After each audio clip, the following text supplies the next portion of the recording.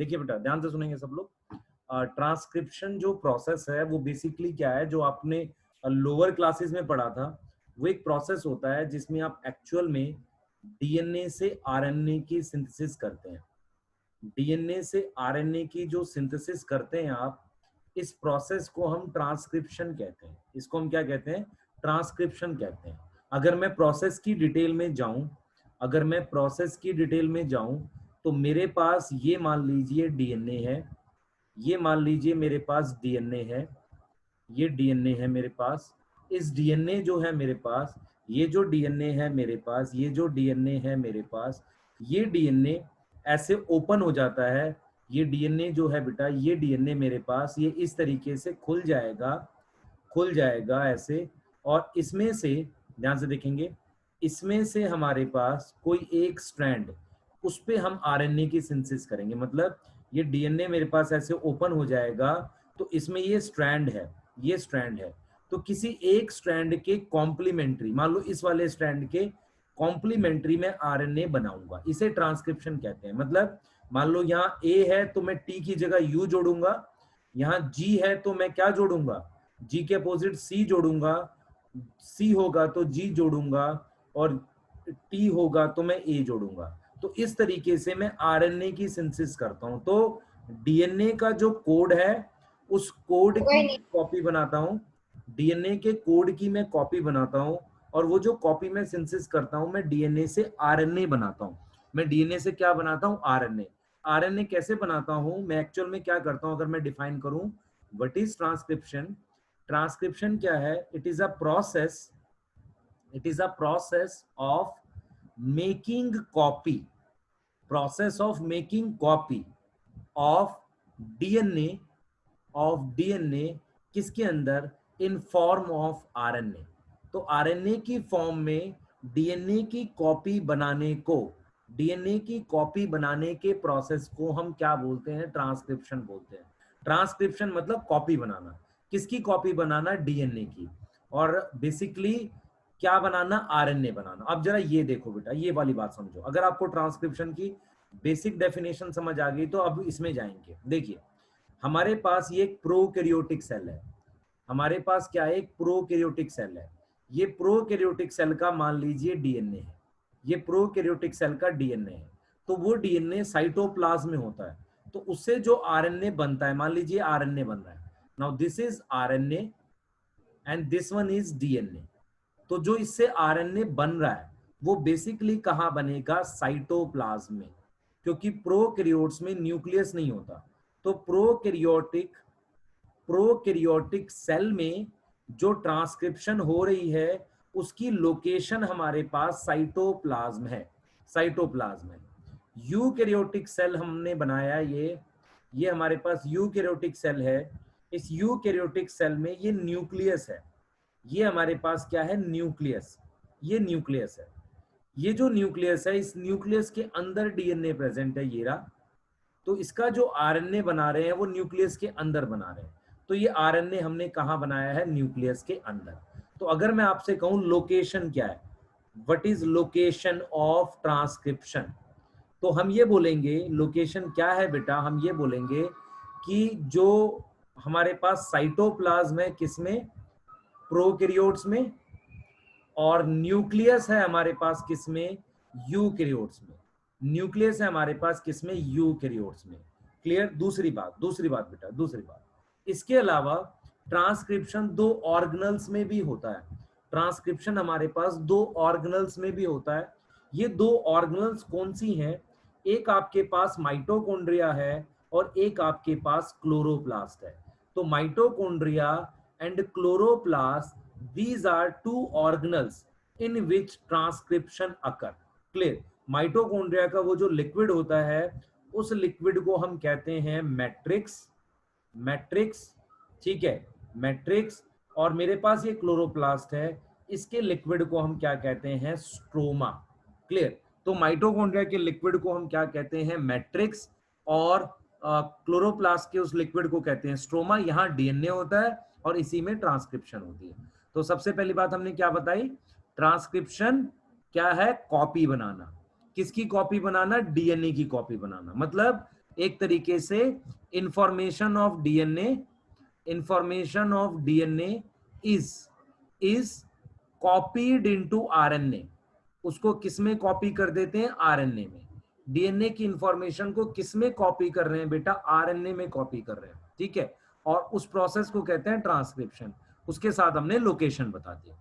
अब हमने last time भी बात करी थी, मैं फिर बात करना चाहूंगा इस पे। मैं कहूंगा बेसिक फीचर क्या है ट्रांसक्रिप्शन की?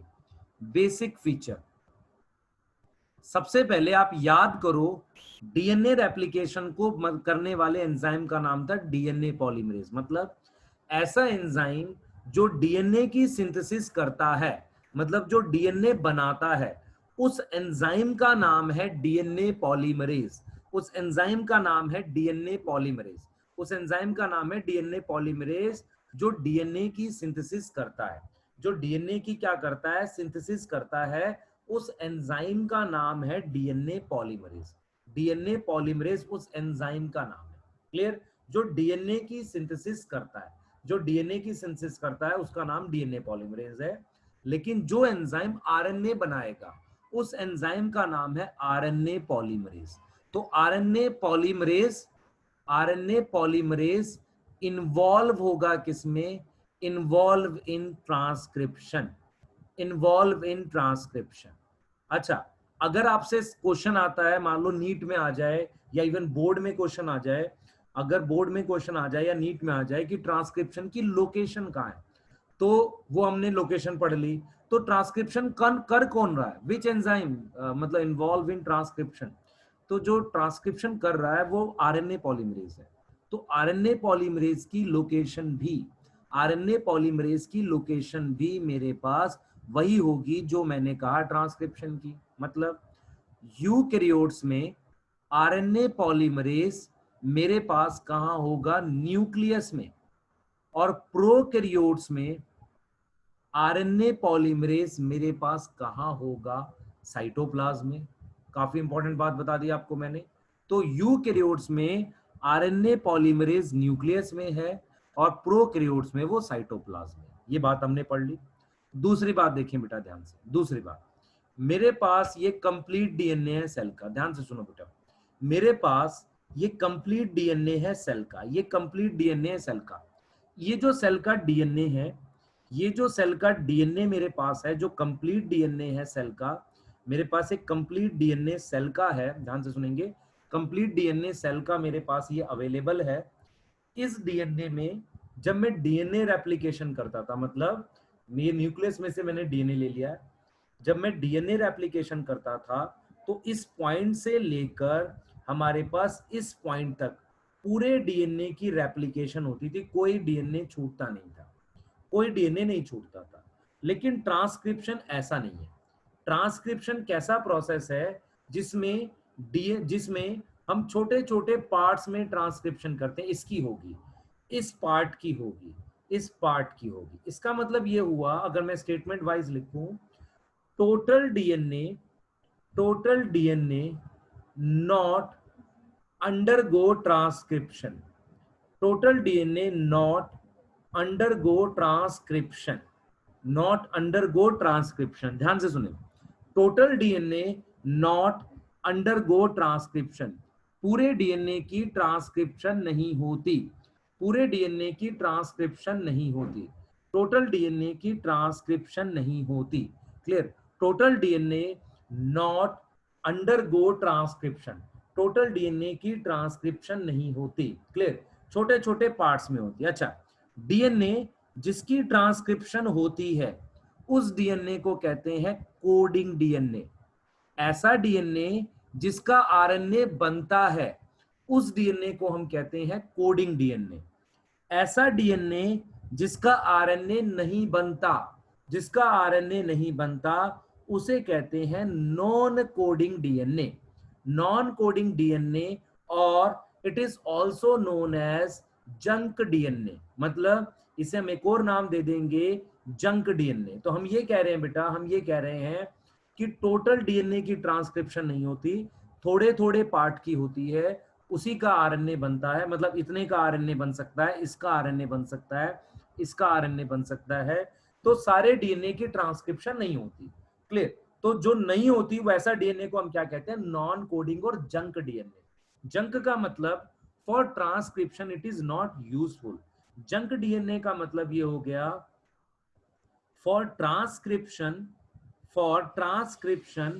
it is not useful, for transcription it is not useful। समझ लो इस बात को, it is not for transcription it is not useful। ये ट्रांसक्रिप्शन के लिए यूजफुल है नहीं, क्लियर। ये ट्रांसक्रिप्शन के लिए यूजफुल है नहीं, इसे हमने जंक डीएनए कह दिया, इसे हमने क्या बोल दिया, जंक डीएनए बोल दिया, क्लियर। अब कोडिंग डीएनए ये है बेटा, कोडिंग डीएनए हमारे पास ये है, क्लियर। कोडिंग डीएनए हमारे पास क्या है, ये। और ये वाला डीएनए हमारे पास क्या है, नॉन कोडिंग डीएनए। अब थोड़ा सा हम और आगे जाएंगे और कुछ बातें बताएंगे ट्रांसक्रिप्शन के बारे में। अब देखिए, जब हम डीएनए रेप्लिकेशन पढ़ रहे थे, तो हमने ये पढ़ा था कि मान लो डीएनए को मैंने ऐसे ओपन कर दिया, तो जब हम डीएनए रेप्लिकेशन पढ़ते थे तो डीएनए के दोनों स्ट्रैंड की, जैसे ये स्ट्रैंड है और ये स्ट्रैंड, दोनों स्ट्रैंड की कॉपी बनती थी। मतलब हमारे पास डीएनए के जो दोनों स्ट्रैंड है, डीएनए के जो हमारे पास बोथ स्ट्रैंड है, बोथ स्ट्रैंड का मतलब इसकी और इसकी बात कर रहे हैं, ये अंडरगो कॉपी, इसकी कॉपी बनती थी। लेकिन ट्रांसक्रिप्शन अलग है बेटा। ट्रांसक्रिप्शन में सिर्फ एक स्ट्रैंड की कॉपी बनाएंगे, सिर्फ एक स्ट्रैंड की हम क्या बना सकते हैं, कॉपी बना सकते हैं। मान लो मैं इस स्ट्रैंड की कॉपी बना रहा हूं ऐसे, क्लियर, ऐसे। तो एक तरीके से आपको ये समझ आएगा कि डीएनए रेप्लिकेशन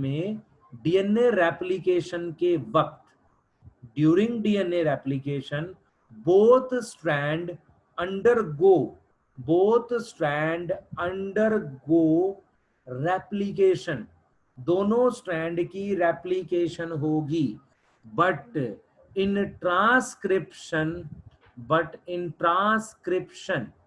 ट्रांसक्रिप्शन किसकी होगी, ओनली वन स्ट्रैंड की ट्रांसक्रिप्शन होगी। इसका हम रीजन भी पढ़ेंगे, ऐसा क्यों होता है, इसका एक रीजन भी पढ़ेंगे और हम देख ही लेते हैं इस बात के रीजन को, या पर उससे पहले एक चीज और समझते हैं कि हो क्या रहा है एग्जैक्टली।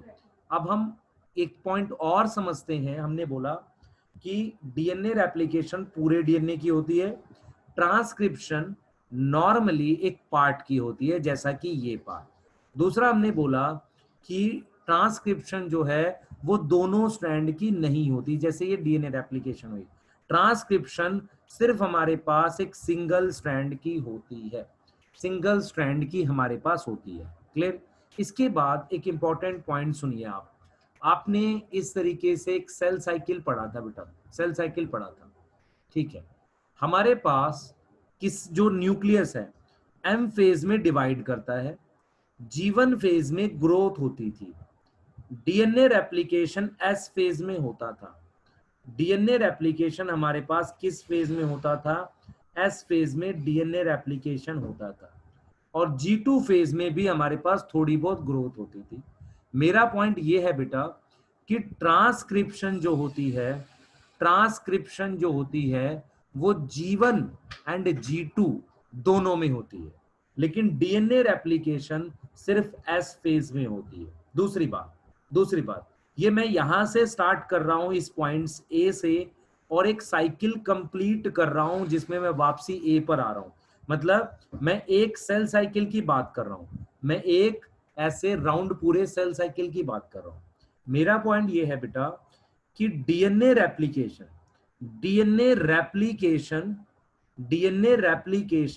जो एस फेज में हो रही है,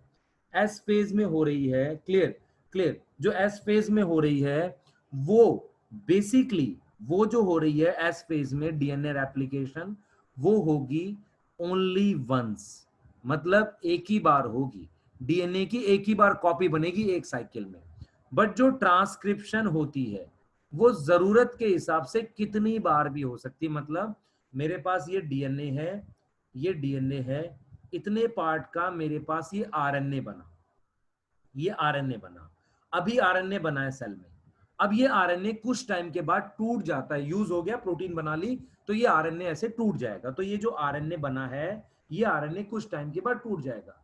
जरूरत पड़ने पर हम फिर आरएनए बना लेंगे। इसका मतलब एक DNA can undergo undergo transcription in multiple time in cell cycle. एक सेल साइकिल में, वन सेल साइकिल में, एक सेल साइकिल में एक डीएनए ट्रांसक्रिप्शन मल्टीपल टाइम करेगा।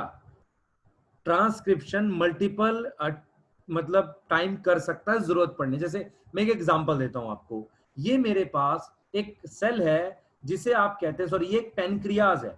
पेनक्रियाज का ये बीटा सेल है। बीटा सेल को नीड है अभी इंसुलिन बनाने की, तो वो ट्रांसक्रिप्शन करेगा और फिर इंसुलिन बना लेगा। हो सकता है 2 दिन बाद सफिशिएंट इंसुलिन हो, जरूरत ना हो तो रुक जाएगा, जब जरूरत पड़ेगी फिर इंसुलिन बना लेगा। इसका मतलब कोई भी सेल किसी पर्टिकुलर डीएनए की ट्रांसक्रिप्शन कई बार कर सकता है एक सेल साइकिल में, लेकिन डीएनए रेप्लिकेशन जब तक सेल डिवाइड नहीं कर जाता हमारे पास सिर्फ एक बार होगी। ये पॉइंट्स किसको नहीं समझ। नेक्स्ट क्या है हमारे पास, नेक्स्ट क्या है, इस बात का एक्सप्लेनेशन है आपके पास जो एनसीईआरटी ने दिया है। एक्सप्लेनेशन ये है, एक्सप्लेनेशन किस चीज का है, why both strand of DNA not undergo transcription. मतलब दोनों स्ट्रैंड की ट्रांसक्रिप्शन क्यों नहीं होती, मतलब दोनों स्ट्रैंड से आरएनए क्यों नहीं बनाते। तो जरा थोड़ा सा मैं एक बेसिक बात पे जाता हूं, ध्यान से सुनो बेटा। हम जब जीन की बात करते हैं तो हम ये कहते हैं, ध्यान से सुनेंगे बेटा, मैं एक डीएनए का सेगमेंट बना रहा हूं, मैं एक डीएनए का सेगमेंट बना रहा हूं ऐसे, मैंने एक डीएनए का सेगमेंट बना दिया ऐसे, ध्यान से सुनेंगे, बहुत इंपॉर्टेंट बात। इस पर ये आपका एक क्या है, ये एक जीन है, ये एक जीन है। इसने मान लो एक प्रोटीन बना दी इंसुलिन, ठीक, ये एक और जीन है, इसने बना दी protein growth hormone, growth hormone. ये जो जीन है, ये जो जीन है, इस जीन ने जो बनाया वो बेसिकली कुछ और प्रोटीन बनाती है। ले से एग्जांपल मैं हार्मोन ना लिख के मान लो लिख देता हूं केराटिन। केराटिन हमारी स्किन में होती है भाई, स्किन में। ये मैंने जीन लिख दिए 3। मेरा पॉइंट है वो सुनना बहुत ध्यान से। एनसीईआरटी ने इस बात को एक्सप्लेन भी किया कि दोनों स्ट्रैंड की ट्रांसक्रिप्शन क्यों नहीं होती।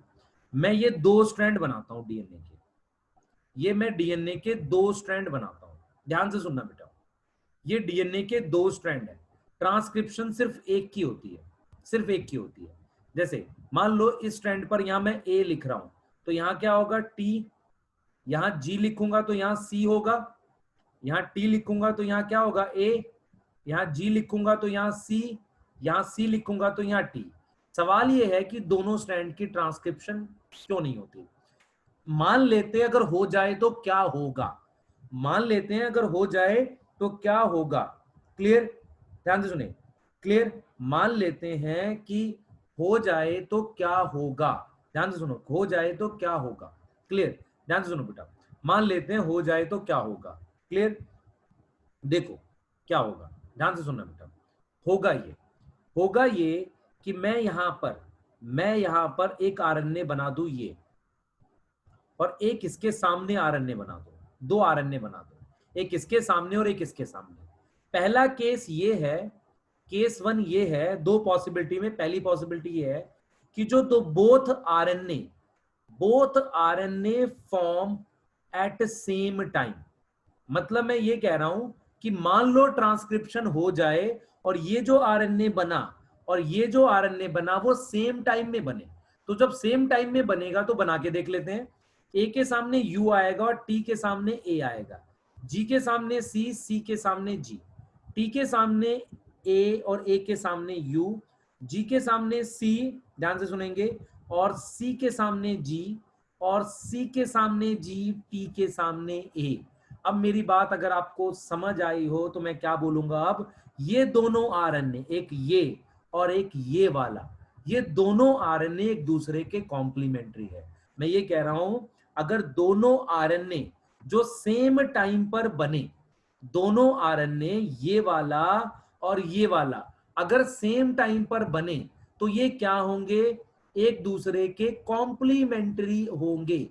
कॉम्प्लीमेंट्री का मतलब एक दूसरे से जुड़ जाएंगे। जुड़ने का मतलब ये होगा कि ये जो दोनों आरएनए बने हैं, ये वाला आरएनए और ये वाला आरएनए आपस में जुड़ जाएंगे।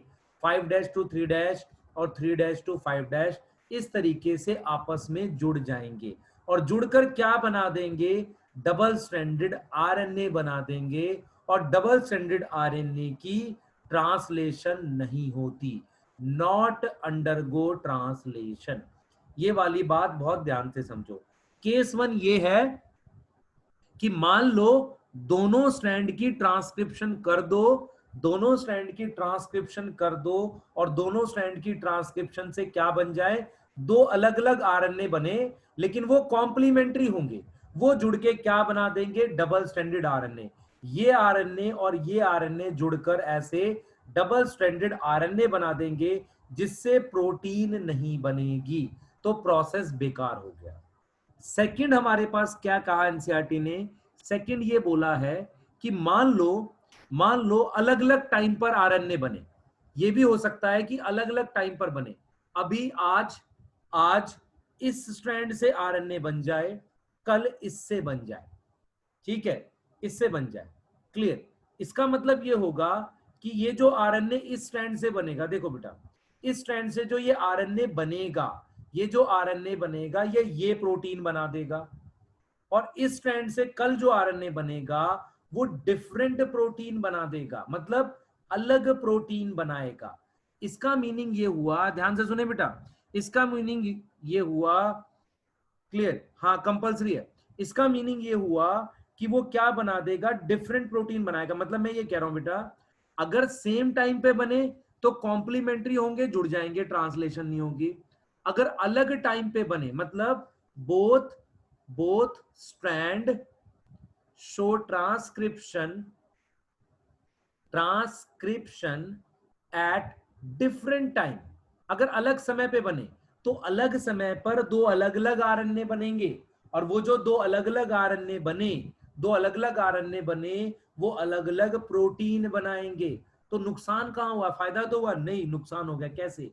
सेम डीएनए से, जैसे मैं कहता हूं व्हाट इज जीन, जीन वो होती है जो एक फिक्स टाइप की प्रोटीन बनाती है, लेकिन आज इस जीन से ये प्रोटीन बन रही है, कल उसी जीन से कोई और प्रोटीन बन रही होगी। ये थोड़ा सा कॉम्प्लिकेट कर देगा बात को। इसका मतलब जैसे हमने ये जीन लिखी है, ये जीन इंसुलिन बनाएगी तो हमेशा इंसुलिन ही बनाना चाहिए। इसका मीनिंग ये हुआ, अगर ये ही जीन कभी इंसुलिन और कभी ग्रोथ हार्मोन बना दे तो बात खराब हो गई। ऐसा कैसे पॉसिबल है जब ये दोनों स्ट्रैंड अलग अलग समय पर ट्रांसक्रिप्शन करें? और ऐसा कैसे हो सकता है, अगर अलग अलग समय पर करेंगे तो दो अलग अलग प्रोटीन बनेगी, जो जीन की डेफिनेशन को खराब कर रहा है। हम कहते हैं जीन वो सेगमेंट है जो एक पर्टिकुलर टाइप की प्रोटीन बना सकता है, तो ये उसकी डेफिनेशन को गड़बड़ कर रहा है। इसीलिए हम कह रहे हैं कि दोनों स्ट्रैंड जो होगा हमारे पास, उनमें से हमेशा, और इसका मतलब आपको ये समझ आ गई कि दोनों स्ट्रैंड में से एक की ट्रांसक्रिप्शन होगी और ये फिक्स होता है कौन से वाले की होगी, ये चेंज नहीं होता, कभी इसकी हो जाए कभी उसकी हो जाए, ऐसा कुछ नहीं होता। क्लियर? देखिए, अब टॉपिक हम समझ रहे हैं ट्रांसक्रिप्शन यूनिट। ये क्या होता है, इसको बहुत ध्यान से समझने वाले हम। देखिए क्या होता है, एनसीईआरटी ने बोला ये भाई डीएनए, ये डीएनए, ध्यान से सुनना जो मैं आपको समझाऊंगा। ये डीएनए आपके पास, ठीक है। अब ये डीएनए में मैंने क्या किया बेटा, मैंने ये सोचा है कि ट्रांसक्रिप्शन इतने इतने पार्ट की होगी, इतने पार्ट की होगी, ठीक है। ट्रांसक्रिप्शन हमारे पास थोड़े थोड़े पार्ट की होगी। क्लियर?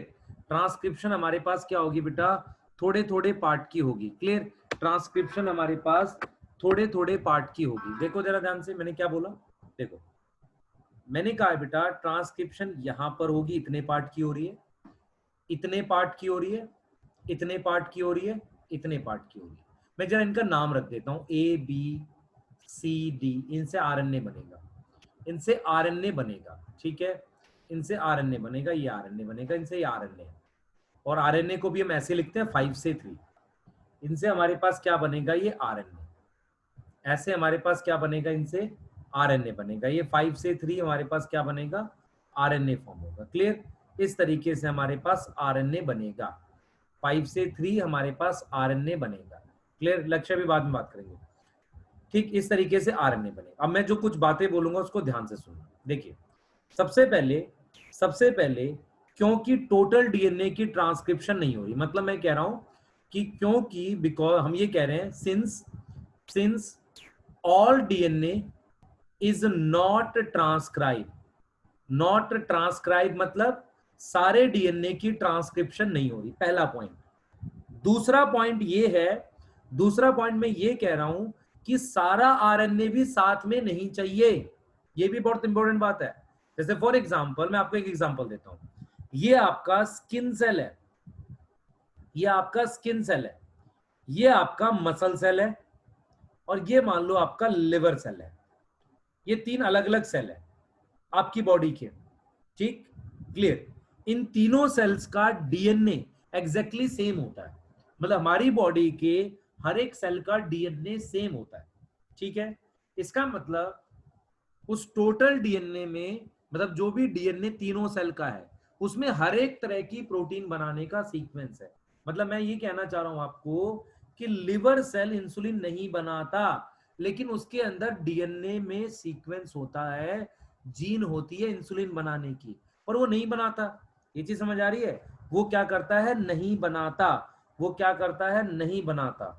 ये चीज समझ आ रही है? वो नहीं बनाता। सवाल ये है बेटा कि हम ये कह रहे हैं कि स्किन सेल लिवर सेल से क्यों अलग है, because they are making different protein. Code सब में पूरा पूरा है, मतलब मैं ये कह रहा हूं कि डीएनए सब में एग्जैक्टली सेम है, बट कोई उसमें से कुछ आरएनए बना रहा है तो अलग प्रोटीन बन रही है। जैसे फॉर एग्जांपल, स्किन सेल में ये आरएनए बन रहे हैं तो इनसे अलग प्रोटीन बन रही है, मसल सेल में ये आरएनए बन रहा है तो इनसे ये प्रोटीन बन रही है। इसका मतलब ये हुआ कि 2 पॉइंट्स हैं यहां पर, टोटल डीएनए की ट्रांसक्रिप्शन नहीं होती, और जिसकी ट्रांसक्रिप्शन होती भी है उसकी हर वक्त नहीं होती, जरूरत के हिसाब से अभी कर सकते हैं, बाद में या ना भी करें। ये चीज समझ आ रही है? तो एनसीईआरटी बोलती है कि अगर अगर हम ये मानते हैं कि ट्रांसक्रिप्शन सारे डीएनए की नहीं होती, दूसरा ट्रांसक्रिप्शन में भी हमें देखना पड़ता है कि जिनकी होनी भी है उनकी हर वक्त नहीं होगी, तो क्लियर बाउंड्रीज की रिक्वायरमेंट है कि मैं यहां स्टार्ट करूं, यहां खत्म करूं। मतलब अगर सारे डीएनए की ट्रांसक्रिप्शन नहीं होती तो we require clear boundaries, clear boundaries. कैसी बाउंड्रीज चाहिए? From where first we can start transcription,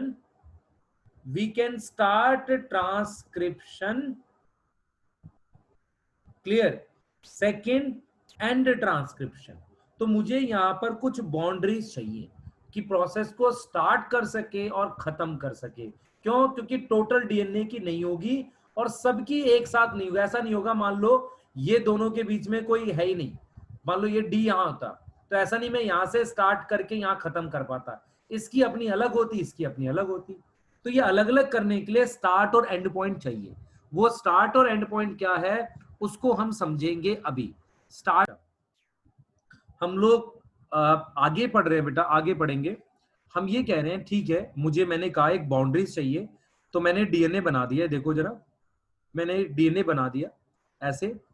मैंने कहा डीएनए में छोटे छोटे सेगमेंट्स होते हैं जहां ट्रांसक्रिप्शन होती है, वो ये रहे सेगमेंट्स। यहां ट्रांसक्रिप्शन होती है, यहां क्या होती है? ट्रांसक्रिप्शन होती है, ठीक है? यहां क्या होती है? ट्रांसक्रिप्शन होती है। क्लियर? तो ये जो छोटे छोटे सेगमेंट्स हैं, ये जो छोटे छोटे सेगमेंट्स हैं, इन्हें हम कहते हैं ट्रांसक्रिप्शन यूनिट, इन्हें हम कहते हैं ट्रांसक्रिप्शन यूनिट।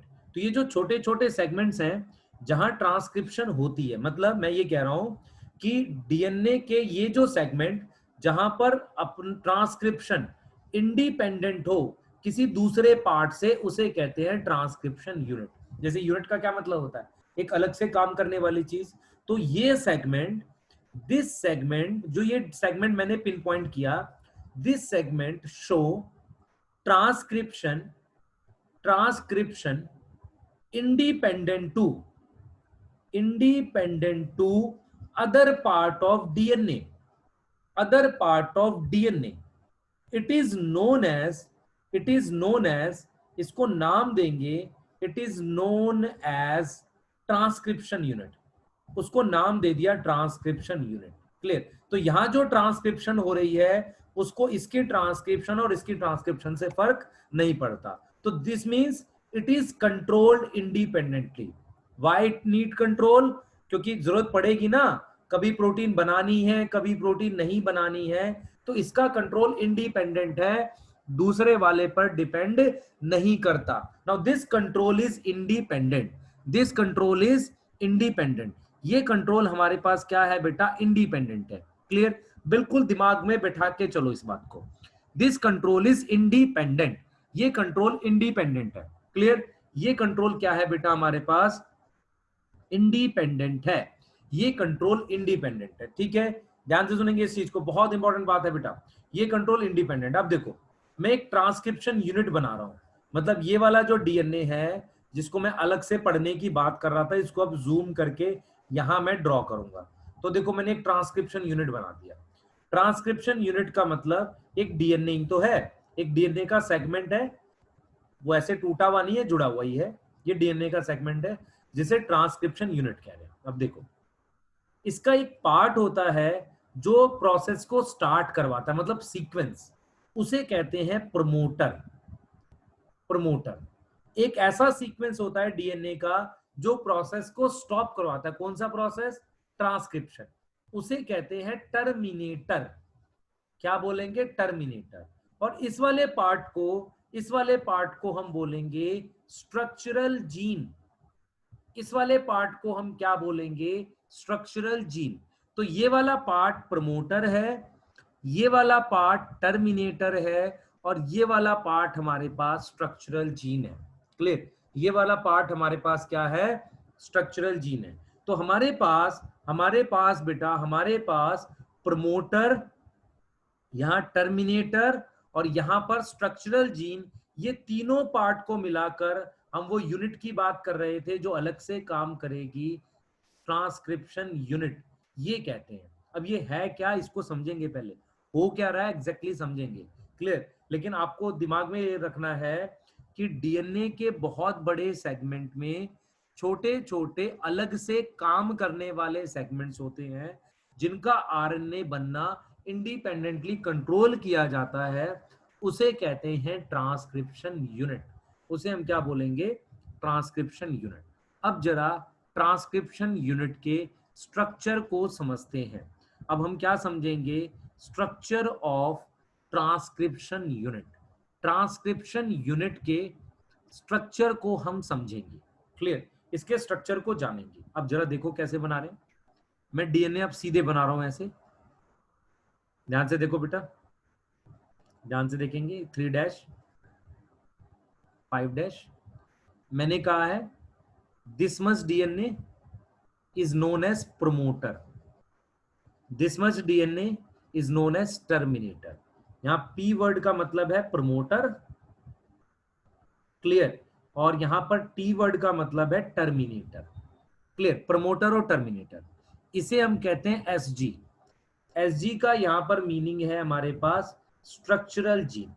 अब मेरी बात सुनना ध्यान से जो मैं समझाऊंगा बेटा। देखो, हमारे पास, ध्यान से सुनना, हमारे पास आरएनए जो है, आरएनए जो है वो सिर्फ इतने पार्ट से ही बनता है। मतलब आरएनए यहां से नहीं बनता, आरएनए हमारे पास यहां से नहीं बनता, उसकी सिंथेसिस यहां से स्टार्ट होती है। क्लियर? कहां से स्टार्ट होती? यहां से। क्लियर? तो उससे पहले कुछ और चीज देखते हैं। देखो ध्यान से बेटा, पहले मैं एक आरएनए लिखता हूं। देखो मैं डीएनए लिख रहा हूं, ध्यान से सुनना बेटा, मैं डीएनए पे सीक्वेंस लिख रहा हूं। इससे आपको क्लियर हो जाएगा मैं क्या बताना चाह रहा हूं। मैं क्या बताना चाह रहा हूं ये क्लियर हो जाएगा आपको, एग्जैक्टली क्लियर हो जाएगा जो मैं आपको बताना चाह रहा हूं। देखो मान लो यहाँ ए है तो यहाँ क्या होगा टी, यहाँ जी है तो यहाँ सी होगा, यहाँ टी है तो यहाँ ए होगा, यहाँ जी है तो यहाँ सी होगा, सी है तो जी होगा, यहाँ जी है तो सी होगा, यहाँ टी है तो ए होगा, ए है तो टी होगा, टी है तो क्या होगा ए होगा, जी है तो सी होगा, सी है तो जी होगा, टी के सामने ए के सामने टी, सी के सामने जी और जी के सामने सी, टी के सामने यहाँ ए और जी के सामने सी। अब मेरी बात सुनना जो मैं बताने वाला हूं, देखो जो आरएनए हमारा बनता है वो इस ऐसा बनता है 5 से 3 ऐसा बनता है, और वो आरएनए यहां से लेकर यहां तक एग्जैक्टली कॉपी होगा, मतलब जो सीक्वेंस यहां से लेकर यहां तक लिखा हुआ है। देखो आरएनए यहां से नहीं बनेगा, प्रमोटर वाले पार्ट का आरएनए नहीं बनता, आरएनए सिर्फ यहां से लेकर यहां तक बनता है, इतने पार्ट का ही बनता है। इसका मतलब आरएनए सिर्फ किसका बनता है, स्ट्रक्चरल जीन का, सिर्फ स्ट्रक्चरल जीन ऐसा है जिसका आरएनए बनता है। तो मैंने जरा सीक्वेंस लिख दिया, जी सी जी, टी की जगह यू ए यू जी सी, यहां से कंपेयर कर रहा हूं यू ए सी जी, मतलब ये जी ये रहा और ये वाला जी ये रहा, बीच का मिला लो आप, सिर्फ टी को रिप्लेस करा है किससे, यू से। तो आरएनए एक स्ट्रैंड जैसा बनता है, इसके जैसा बना है।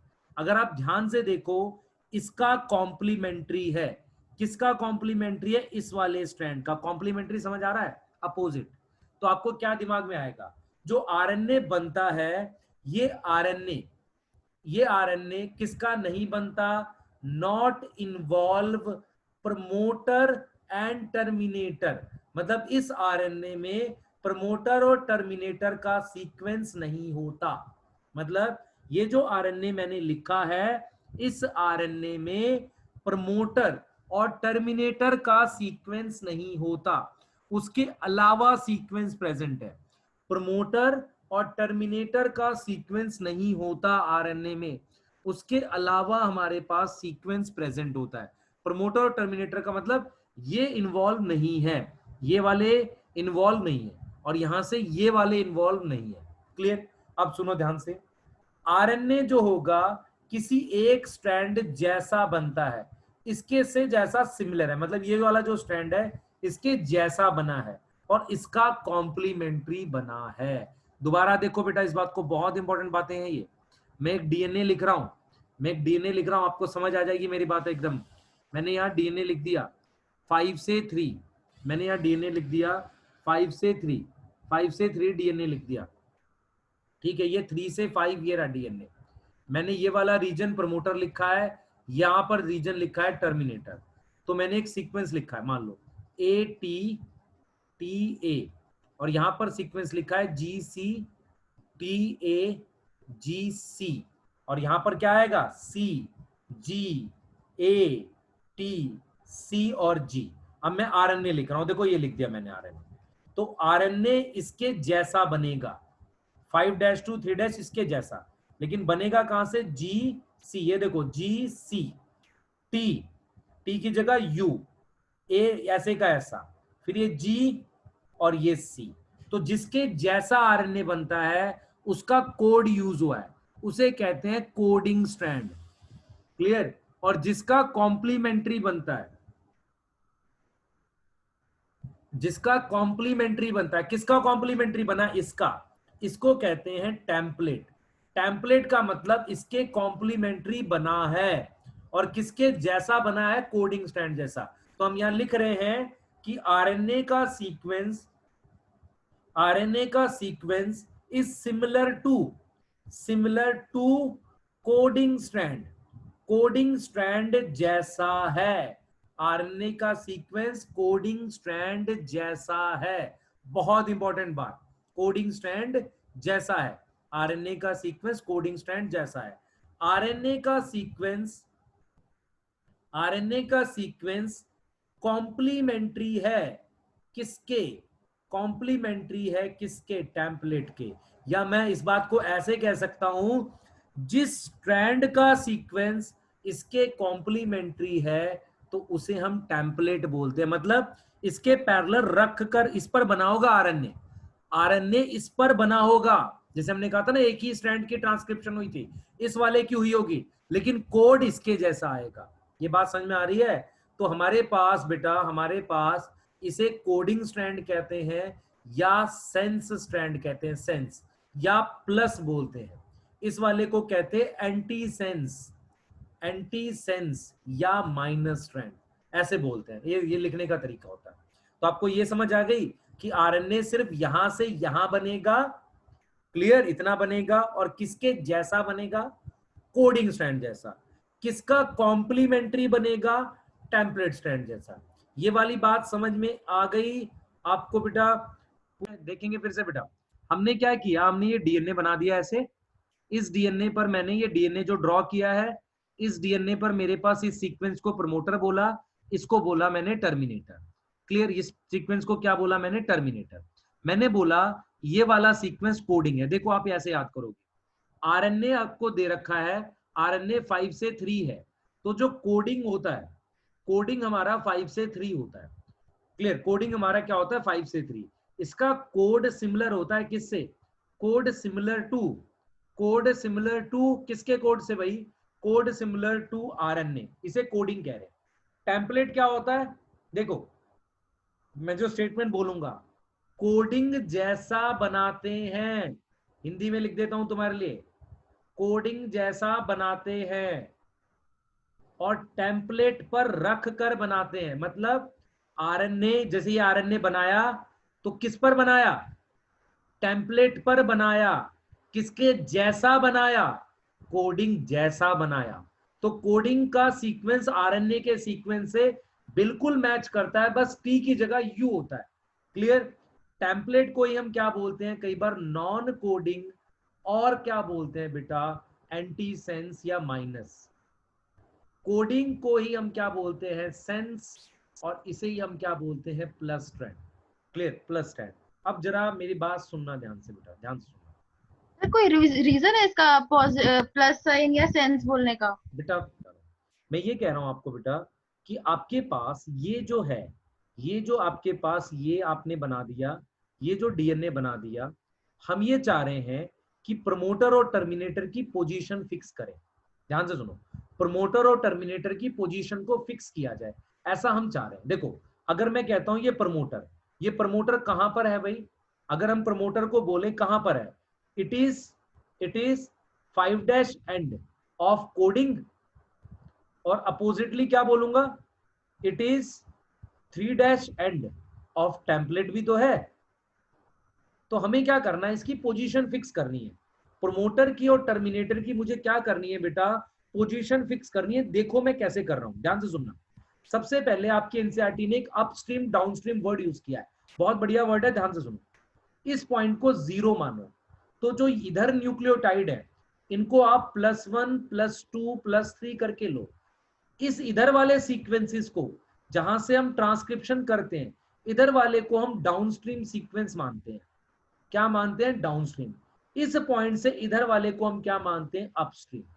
क्या मानते हैं, अपस्ट्रीम। अपस्ट्रीम डाउनस्ट्रीम समझ आ रहा है? जहां से ट्रांसक्रिप्शन करते हैं उसके इधर की साइड, उसके हम क्या बोलेंगे, मान लो उसके हम बोलेंगे कि उसके लेफ्ट साइड, ठीक है, ये लेफ्ट राइट तो खुद देख लेना यार। तो इसके इस साइड वाले को हम डाउनस्ट्रीम बोलेंगे, और इसके इस साइड वाले को हम क्या बोलेंगे, अपस्ट्रीम बोलेंगे। अपस्ट्रीम डाउनस्ट्रीम का पहले मतलब समझ लो। अपस्ट्रीम मतलब उस 0 से इधर की तरफ आएंगे तो हम क्या बोल रहे हैं उसको, डाउनस्ट्रीम दिस साइड, और इस साइड होगा तो अपस्ट्रीम। अब जरा सुनना ध्यान से कि प्रमोटर और टेम्पलेट उसकी क्या नाम है, टर्मिनेटर की पोजीशन कैसे फिक्स करते हैं। ध्यान से देखना बेटा, ध्यान से सुनो। मैंने ये डीएनए सीक्वेंस बना दिया, बहुत इंपॉर्टेंट है ये।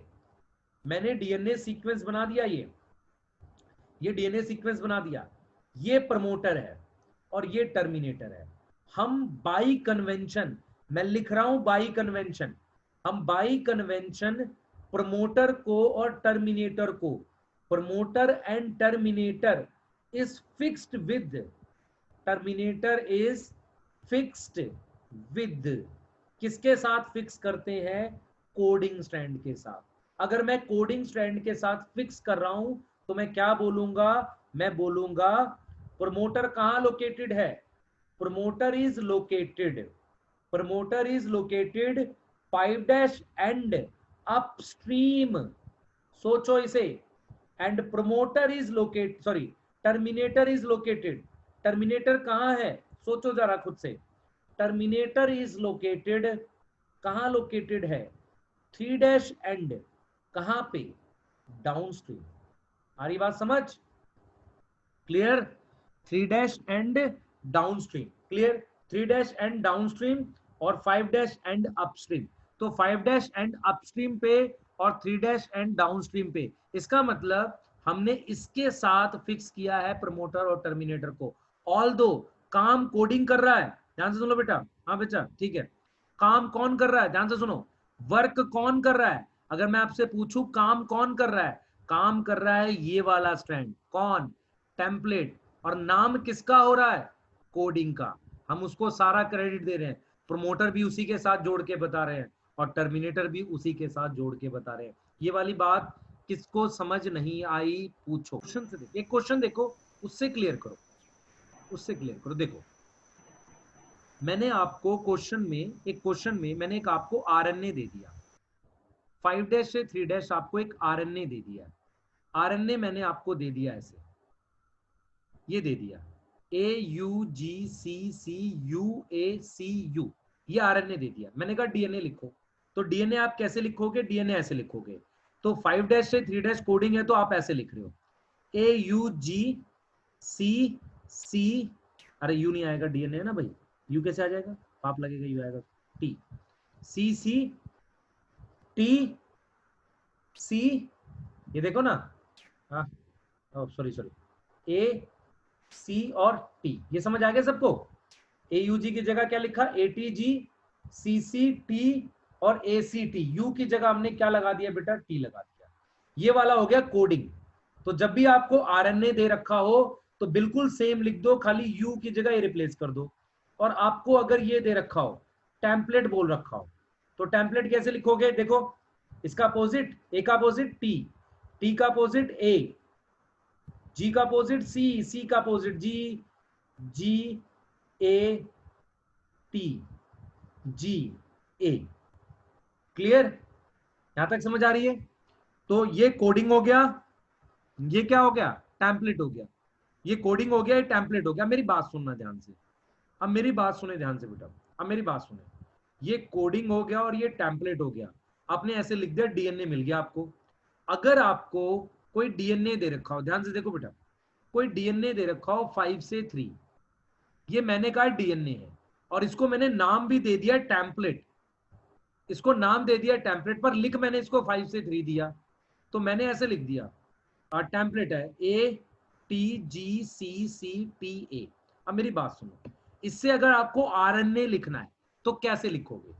सबसे पहले इसको अपोजिट लिखो, 3 से 5 लिखो, क्योंकि टेम्पलेट कैसा होना चाहिए?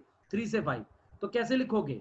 AT, देखो ATCCGTA, आपने 3 से 5 लिख दिया। अब इसका कॉम्प्लीमेंट्री डीएनए बना दो, कॉम्प्लीमेंट्री डीएनए मतलब कोडिंग स्ट्रैंड बना दो। ये कोडिंग आ गया, ए के सामने क्या आ गया? TGGC, क्या आएगा? A और T। अब इसके जैसा आरएनए लिख दो, इसके जैसा क्या लिख दो? आरएनए। कैसे लिखोगे आरएनए? T है ना, T की जगह क्या लिखोगे? UAGGCAU, ये आरएनए आ गया। तो आपको कोई सीक्वेंस देके टेम्पलेट बोले तो आपको ऐसे जाना पड़ेगा। तो आपको कुछ बेसिक बातें याद रखनी है। 5 से 3 कोडिंग रहेगा, 3 से 5 टेम्पलेट रहेगा और 5 से 3 आरएनए रहेगा। आरएनए का सीक्वेंस इससे मैच करेगा और आरएनए का सीक्वेंस इसका कॉम्प्लीमेंट्री होगा। ये बेसिक बातें ध्यान रखोगे क्वेश्चन बनाते वक्त, तो क्वेश्चन गलत नहीं होगा ऐसे वाला। हाँ बोल बोल जल्दी बोल। प्रमोटर में आप टेम्पलेट वाला को क्यों इंक्लूड कर देते हो सर्कल करते हुए? देख मैंने क्या लिखा, देख क्या लिखा, 5' 3' 3' 5', ये प्रमोटर था, हाँ, ये टर्मिनेट। टेम्पलेट वाले को क्यों इंक्लूड कर रहे हो? प्रमोटर में ये जो देख यहां से यहां तक होता है कोडिंग और यहां से यहां होता है टेम्पलेट। ऑल्दो प्रमोटर दोनों पर भी, इस पे भी है इस पे भी है, पर हम मानते इसके साथ है। सिर्फ किसके साथ मानते हैं? कोडिंग के साथ। हम ये कह रहे हैं अगर मान लो इसे प्रमोटर कर दूं और इसे टर्मिनेटर कर दूं तो प्रमोटर हमेशा किसके साथ जुड़ता है? 5 एंड ऑफ कोडिंग। तो फिर ये कोडिंग हो जाएगा और ये वाला टेम्पलेट हो जाएगा। ये कह रहा हूं मैं। Okay sir. अब पूछो।